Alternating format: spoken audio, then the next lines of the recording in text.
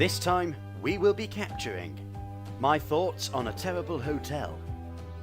Your bathroom door might come with a dint in it or a hole, such as this one. A bit of a miserable and pointless trip to Runcorn. And myself and Luke visit a cockpit.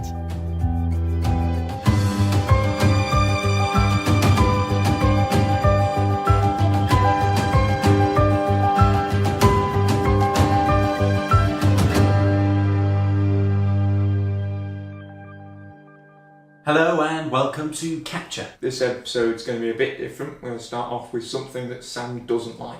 Yeah, but that happens quite a lot. Well, yeah, okay, we all don't like a lot of things, but in particular... You don't like a lot of things. In fact, he complains every week when we go to the pub about just anything. No, but what I'm going to complain about is actually quite important, because I went to 3 hotels. Can't remember actually how many I decided to hate, but I'm sure it was all of them. But anyway, those hotels were terrible, as you're about to see. If you want a crap hotel room in Britain, then come here. For example, you get drawers that don't even open properly. That's crap. These don't open properly either. In fact, they get jammed halfway through and get stuck on stuff that's been stuffed in.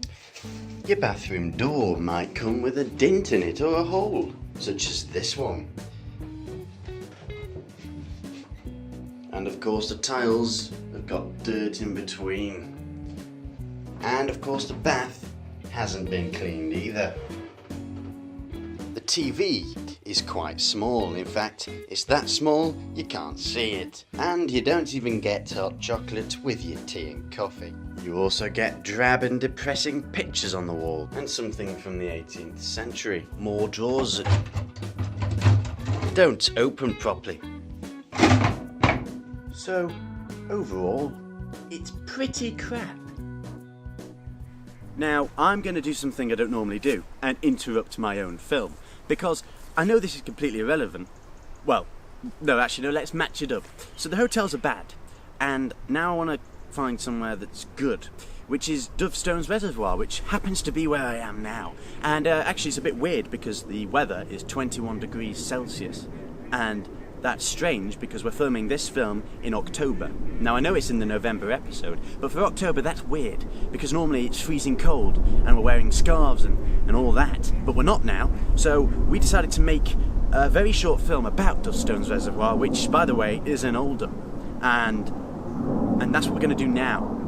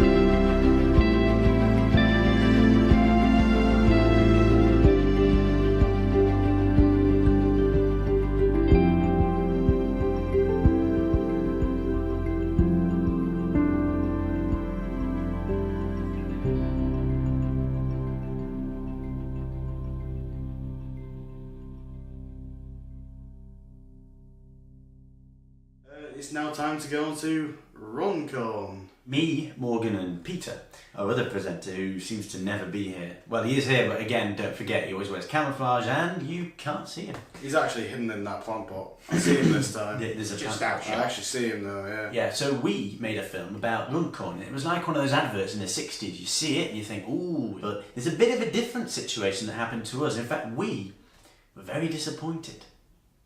With ready-built units and fully serviced sites, no wonder London's moving our way.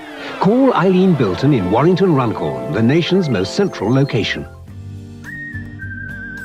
After seeing that, we couldn't wait to get to Runcorn. That's when our journey began. What are those flowers called again? They're called daffodils. They actually a symbol of Wales, apart from a dragon. Apparently. But daffodils. Daffodils, yeah. I always thought they were called tulips. No, I didn't. Tulips. No, I just Completely thought they were different called colour. tulips, yeah. Yeah, we could be stuck here for a while, to be honest. Now we're moving. But we're not. God, it's very warm The today. only five-way Air junction. conditioning isn't doing anything. Maybe it's because we should have it on there. Yeah, mate. Yeah. Oh, Oh. oh. Oh, that's nice. It's like a nice Cold breeze. cold buff. Yeah, that's what it Well, is. you know, this morning, when I woke up, when I was in the bathroom, Yes. doing the bathroom duties, The bathroom, yes. yeah, I smelled the smell of bacon butties, and it was great, because it reminded me of when I was on holiday. It's such a nice feeling when you smell the smell of bacon butties. It's quite nice weather outside, and just like, this reminds me of being in Wales. See, I get that with the sound of a lawnmower. Yeah, I tell you, I thought I was going to turn into something then. I thought Morgan was just going like, when I woke up this morning, I thought he was going to go into one of them sort of things. I woke up this morning, It could have quite easily. Oh God, I don't know what's happening here, but Right, should we go into point and then go another way then? luckily, eventually we managed to find Runcorn. However, it wasn't exactly what we thought. And when I say we found it, well, I mean we were close. Where's the promenade now? I mean, this is a great. What do you call it? Should we go left? Yeah, left. Oh, yeah, there's a parking there. Should we go there? There's parking literally. I don't know. I've confused everyone behind me, even though there's no one behind me. Reverse into it. In Runcorn, I severely doubt anyone gives a shit. I mean, look at the place. I know, it's a bit like it's had its day and it's finished now. I think that's like the whole of England, isn't it? It's like, oh yeah, we've been decent, but now, Now China's doing it all. oh, we've sold all our business. Oh, it's pretty cool, I've done it. Anyway, welcome to Runcorn. We're in Runcorn. Right, episode done to you. What interesting is there to say here? Well, this bridge here was opened in 1960 something. So I've not done my research, so I don't know. But it was 60 something, wasn't it? And where we're standing now is where there was a transport bridge. Indeed, that is correct. The Transporter Bridge was opened in 1905 and closed in 1961 when the bridge on the left was opened. However, you could say history's repeating itself. Because of traffic issues, there's now a third bridge which is now being completed further in the opposite direction.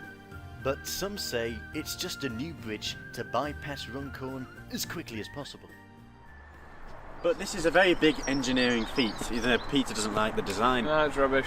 But it's such a big suspension bridge, and soon you'll be able to drive over it in the 6 lanes altogether. It's a very wide suspension bridge, and obviously one of our things on our list to visit for the engineering of the north that we're doing here. So it's very big, very exciting, and it's not like that.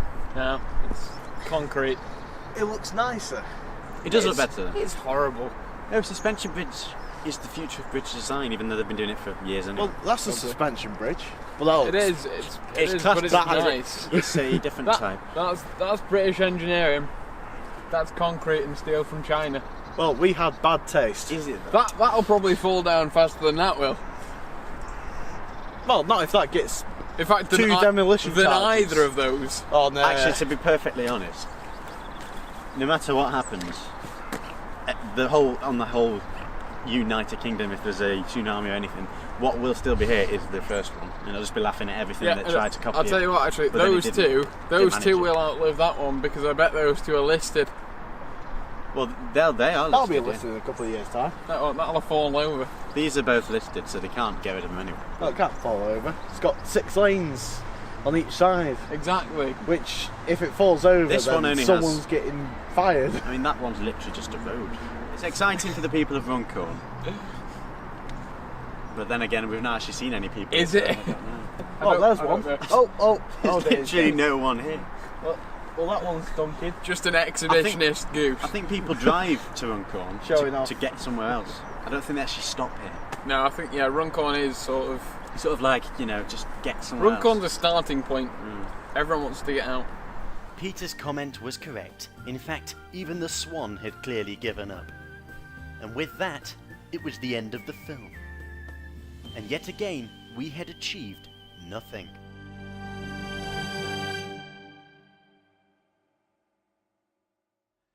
Do you know what? That is got to be the most depressing place I have ever been.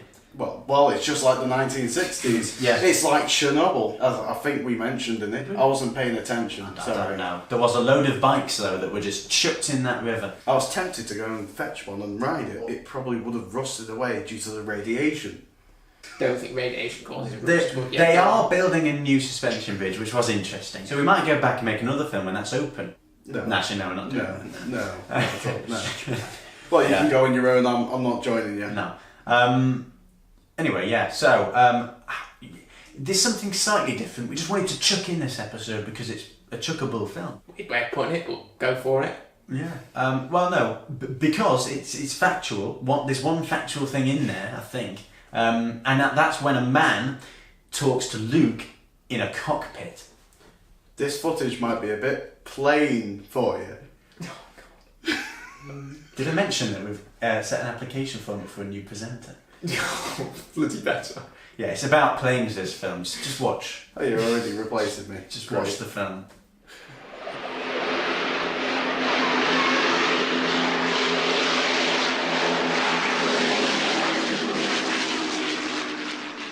This is the Lancaster bomber, filmed by a member of public at an air show in Woodford at some point in the 1980s. Squadrons to be based and equipped with Lancasters was 44 Squadron. This airfield in Woodford, Stockport, became an important production centre for military aircraft during the Second World War.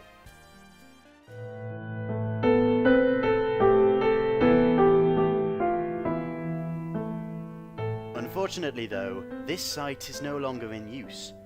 It's been demolished. All that's left is the runway.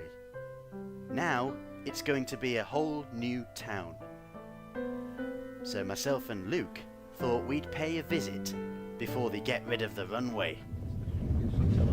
Yeah, they're abandoned, aren't they? Oh, this is great. See, Peter and Morgan would have loved this, but they'd rather sit in the houses. Now what? Oh no. Oh, is it that one? Clearly it's that way. What? I just thought it was there. The overgrown area. The overgrown area. Well, you could actually make a really dramatic film, like Chernobyl. That's the red forest. Chernobyl in Woodford. In Woodford. Oh, here we are. Well, that was great. I mean, technically, if you wanted to just speed... Practically straight, there is a sign. If you wanted to just speed... Okay, if you wanted to speed... Then what you saying, go... Oh, Bloody you are useless. the spikes. The spikes. Please. Can you get dressed in the morning correctly, or do you need someone to help? No, I can't. After managing to not drive over some spikes that were sticking up on the runway, we found the building, where there was a nice little museum.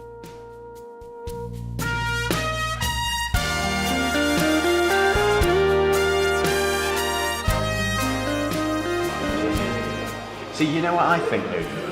When they made these planes, there was no such thing. There was no such thing as the HSE, which is, of course, the health and safety. No, it was just the size of the balls of the guy who's willing to fly it. Yeah, exactly. There was no HSE, so no people to say, "Oh, you can't do this. Your head might get it." Speed. What? asbestos. Oh, asbestos. Asbestos is what gives you cancer if you breathe it in. Yeah. And as we all know, we don't want that.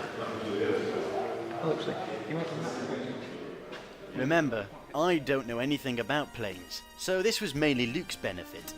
But luckily we bumped into a man who took us into a cockpit and decided to tell us some information. Lancaster first took to the air in 1941. Oh, right, okay. So we're 11 years later, we're flying this, going from a Lancaster into this. Right. So Okay. quite a significant movement. Right, crew, 2 pilots, nav radar, stroke bombardier. As I literally didn't know what the man was talking about, Luke decided to ask some questions. Sit down here, lie down here, and there'd be a conventional World War II bomb site. You look out the window and you set up your bombing room from here. So you've seen the pictures of 558 and you get the nice shot on the underside of the aircraft. That's where the cameras were positioned inside the bomb window. Now, final. See the control surface window there? That tells you position of your control surface at the back. After Luke had finished with the man, we decided to leave and just take in how brilliant this place was by driving through some cones on a runway. Oh, okay. That's where I did my first handbrake. Yeah. This is interesting, this bit. Well, look, that's where the runway was. That's interesting. It looks like they've planted grass in this field to the direct right. Yeah. So it looks about it on that thing. We could do some cone. Yeah, chicanes. Yeah, like this kind of thing. I can't do it though. Oh, in and out. In and out. In and out. Someone's tried it already with the 20 miles per hour. In and out. Yeah, there's no CCTV and there's no one here, so who cares?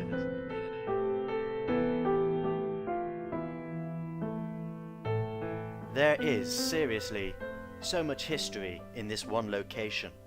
And with what's left of it, we hope they incorporate it into their new town. The planes that were built here were incredible. But it is November, and on the 11th, we will remember people who died in World War II during this time. Every year, I go to Hayfield, which is a small village in Derbyshire. And I'll be doing the same this year as well. We're going to end this episode with what I captured from last year's Remembrance Sunday.